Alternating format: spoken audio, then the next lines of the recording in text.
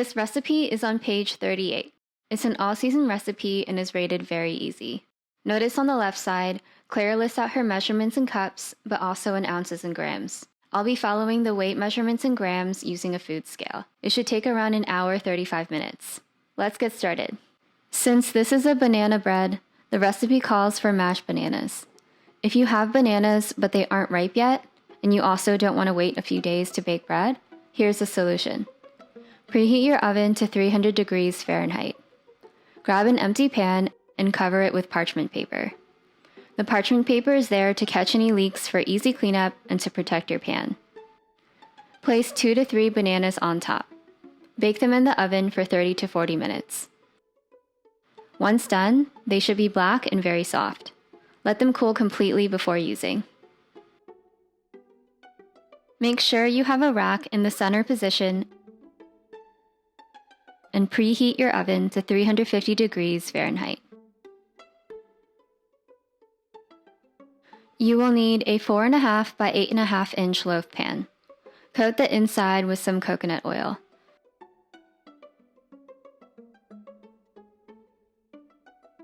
And then line the bottom and longer sides with parchment paper. Here's everything else you need to make this bread. 130 grams of almond butter. 143 grams of sugar. I'm using coconut sugar. 115 grams of coconut oil liquefied. 173 grams of all-purpose flour. 4 grams of baking powder. 3 grams of kosher salt. A half teaspoon of baking soda. A 1/4 teaspoon of ground cardamom. 2 large eggs cold from the fridge. 227 grams of mashed ripe banana. 80 grams of whole milk Greek yogurt. 1 teaspoon of vanilla extract. An optional but not pictured 60 grams of unsalted roasted almonds. Okay, first we'll start with the topping. This is going to go on top of the bread later. From the ingredients measured out, take 3 tablespoons of almond butter and put it into the small bowl. Then measure out 1 tablespoon of the sugar and 1 teaspoon of the liquefied coconut oil. Using a whisk, stir everything together until nice and smooth. Set it aside for later. Now for the dry ingredients, grab a large bowl. Pour in the all-purpose flour, baking powder, kosher salt, baking soda, and ground cardamom. Use a whisk to stir everything together and then set aside. For the wet ingredients, grab a medium bowl. Pour in the cold eggs and whisk to break up the yolks and whites. Add the rest of your sugar, 143 grams minus 1 tablespoon, and whisk again until the mixture is smooth and slightly thick.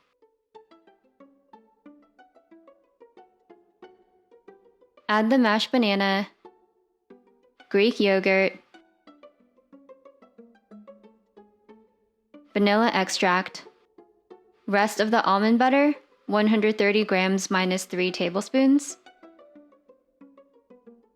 and rest of the coconut oil, 115 grams minus 1 teaspoon. Whisk until the mixture is smooth and homogeneous.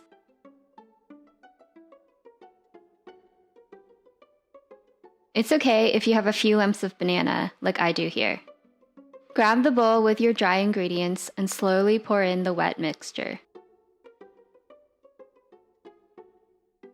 You can use a rubber spatula to help scrape it out of the bowl. Then there's more whisking action until you get a nice, smooth batter. I'm not using any almonds, but if you are, you can add them here, and then use a rubber spatula to fold the batter and make sure it's all well incorporated. Pour your mixture into the prepared loaf pan.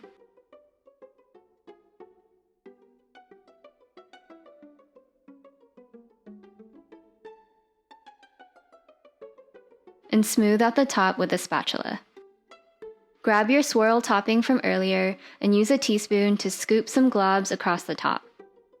Once you have some scoops, you don't have to use all of it, grab a paring knife and draw figure eights all across to make a swirl pattern. The first time I made this, I used all of the topping and a toothpick to make the patterns, but you couldn't see much of a swirl. Once you're done, it should look something like this.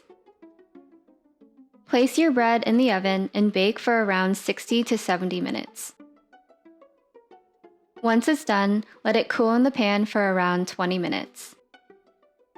Using an offset spatula, cut along the sides of the loaf,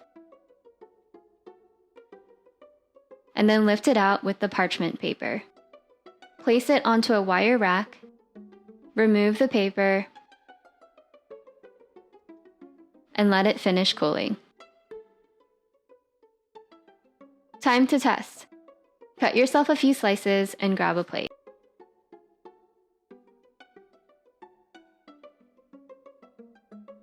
I baked a lot of banana bread over the pandemic, but never one with almond butter. The almond butter made it very soft, almost falling apart. It also kept the bread from being too sweet. Bananas get sweeter as they ripen because their starch breaks down into sugar. My bananas were very ripe, and I was expecting overly sweet bread, but the almond butter balanced it out. You can also taste a hint of the cardamom towards the end. I might try this recipe with the almonds next time.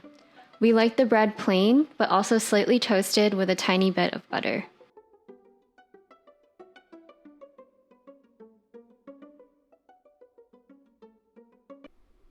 Thank you for watching! That was another easy but delicious recipe by Claire. If you guys made this recipe, let me know your thoughts in the comments below. And if you like this video, please leave a like and subscribe. I'll be back next time with another recipe from Dessert Person.